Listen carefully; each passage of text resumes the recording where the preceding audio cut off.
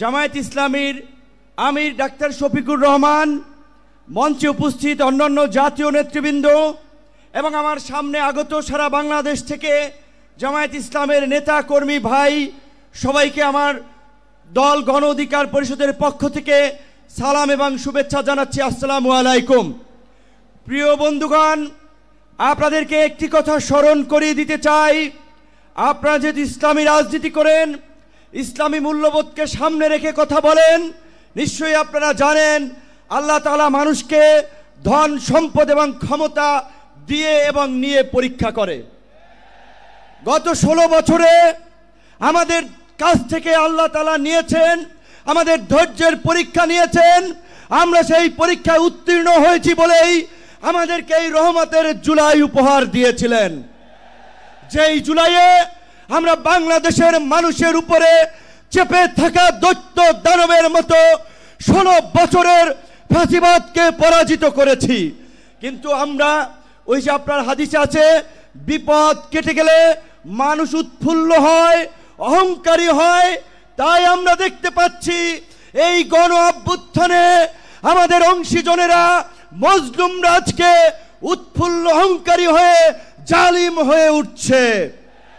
তাই আপনাদেরকে মনে করিয়ে দিতে চাই, আমরা যদি সীমা লঙ্ঘন করি, শেখ হাসিনার মতো আল্লাহ পাকও কিন্তু আমাদেরকে ছাড় দিবেন না।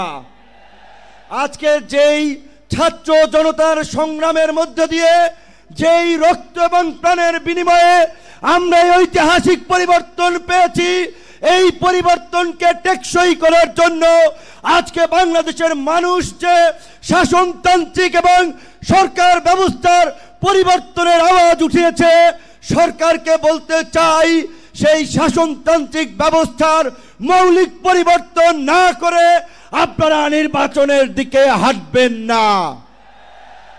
নির্বাচনের আগে সমস্ত রাজনৈতিক দল যেন নির্বিঘ্নে প্রচারণা করতে পারে, নিরপেক্ষ একটি প্রশাসনিক এবং রাষ্ট্র ব্যবস্থা থাকে, সেই লেভেল প্লেইং ফিল্ড নিশ্চিত করতে হবে, যেটা আজকের এই সমাবেশের একটি দাবি।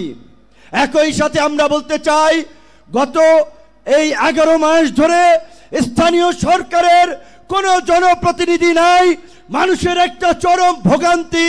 তাই অনতিবিলম্বে স্থানীয় সরকার নির্বাচনের মধ্য দিয়ে জনগণের এই দুর্ভোগ লাঘব করেন। আমার ভাই, আমার সহকর্মী, সহযোদ্ধা বন্ধু জাহিদুল ইসলাম বলেছে, আমিও তার সাথে একাত্মতা পোষণ করে বলতে চাই। অনেকেই আমাকে ইয়ার্কি করে বলে, ভাই ডাকসুর চাবি কি আপনি নিয়ে গেছেন নাকি? ডাকসু তো আর খোলে নাই আপনার পরে।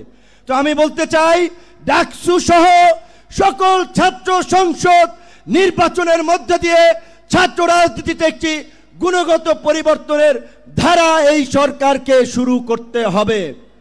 একই সাথে আমাদের এই অঙ্গীকারের বিনিময়ে এই পরিবর্তনকে দীর্ঘস্থায়ী করার জন্য, এই জুলাইয়ের সুফল মানুষের কাছে পৌঁছে দেওয়ার জন্য ঐতিহাসিক যে জুলাই ঘোষণাপত্র এবং যে জুলাই সনদ, আমরা আশা করি সরকার সেটি এই জুলাই মাসে বাস্তবায়ন করবে।